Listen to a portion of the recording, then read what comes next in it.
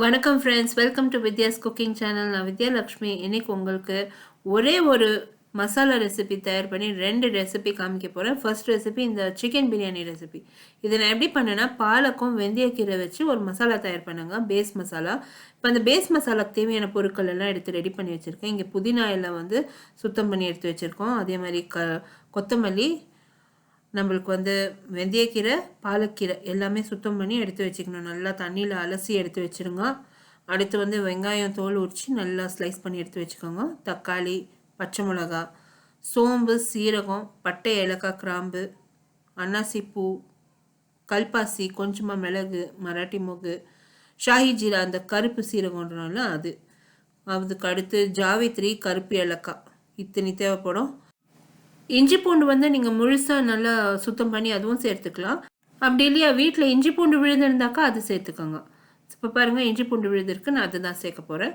மிதமான தீயில் ஒரு கடாயை காய வச்சுருக்கேன். எண்ணெய் சேர்த்துருக்கேன். எண்ணெய் நல்லா காஞ்சதும் இதில் நம்ம ஸ்லைஸ் பண்ணி வச்சுருக்க வெங்காயம், பச்சை மிளகா, தக்காளி சேர்த்துக்கலாம். முதல்ல இதை நல்லா வதக்கிக்கலாம். இந்த ரெசிபியில் யூஸ் பண்ணியிருக்க பொருட்கள், அதோட மெஷர்மெண்ட்ஸ் எல்லாமே description box below this video இருக்கும்.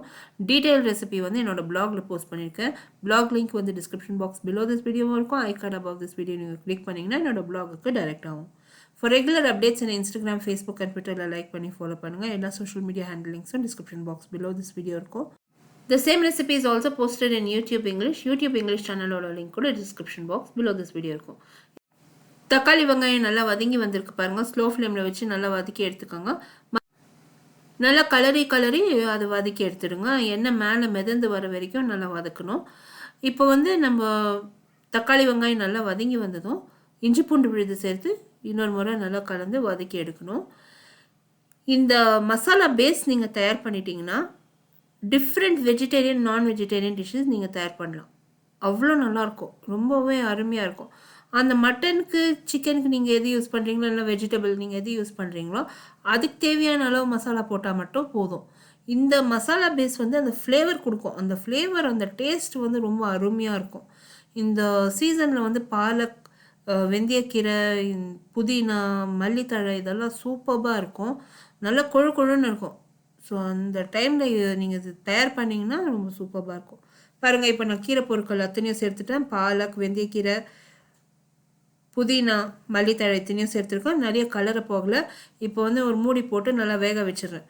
இது தானாகவே நல்லா அந்த கீரை சுருங்கி வரும். ஸோ ஒரு 5-10 நிமிஷம் விட்டுடுங்க. அப்படியே மூடி போட்டு விட்டுடுங்க. தண்ணி எதுவுமே சேர்க்கல, சுத்தமாக தண்ணியெல்லாம் சேர்க்கல. நல்லா அது வதங்கி வரணும். ஸோ இப்போ பாருங்கள், அந்த மசாலாவில் கீரை பொருட்கள் அத்தனையும் வதங்கி வந்திருக்கு.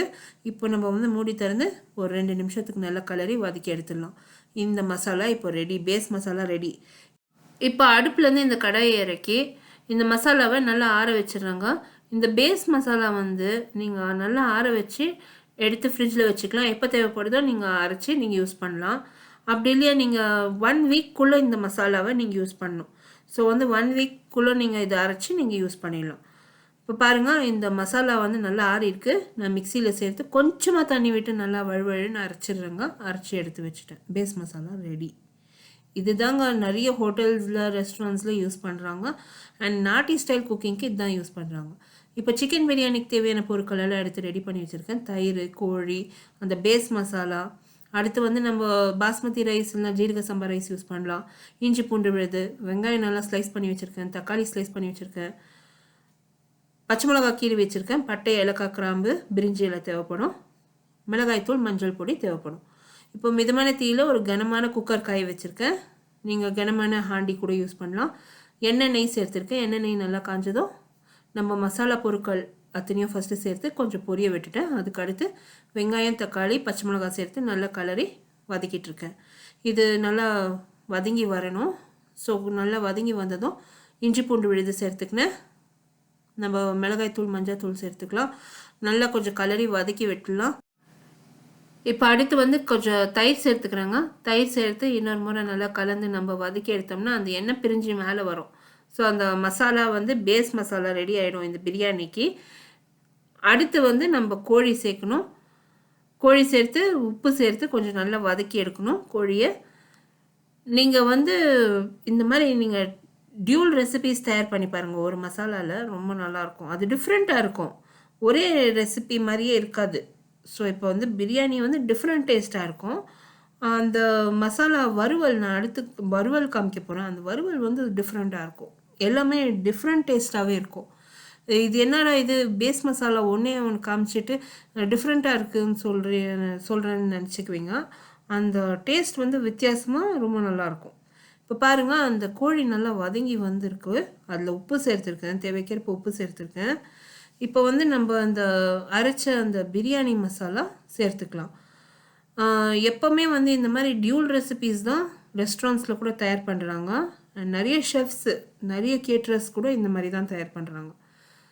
ஸோ இப்போ பாருங்கள், அந்த மசாலா சேர்த்ததும் ஒரு முறை நல்லா கலந்து வதக்கிட்டேன். ஏன்னா அந்த பச்சை வாடெல்லாம் போனால் இந்த மசாலாலாம் நல்லா கூடி அந்த கோழியில் வதங்கி வரணும்.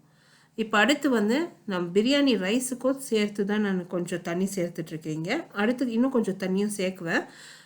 கொஞ்சம் வெதப்பாக இருக்க தண்ணி, ஒரு 1.5-2 கிளாஸ் அளவுக்கு தண்ணி சேர்த்துருக்கேன். மூடி கோழியை நல்லா வேக வச்சுட்டேன். நல்லா சாஃப்டாக கோழி வந்துருக்கு பாருங்க. அரிசி வந்து ஏற்கனவே 5 நிமிஷத்துக்கு முன்னாடி நல்லா கழுவி ஊற வச்சுருந்தேன். அரிசி நல்லா ஊறி இருக்குது. ஸோ வந்து அது வடிகட்டி அந்த பிரியாணி கிரேவியில் சேர்த்துருக்கேன். கோழி வெந்த கிரேவியில் சேர்த்துருக்கேன். இப்போ ஒரு முறை கலந்துட்டு, இப்போ 2 கிளாஸ் நான் வந்து ரைஸ் எடுத்திருக்கேன். அதுக்கு 3 டம்ளர் தண்ணி விடுறேன். அந்த எவ்வளோ கிளாஸ் அளவு இருக்குதோ அதில் 3 டம்ளர் தண்ணி விட்டுருக்கேன்.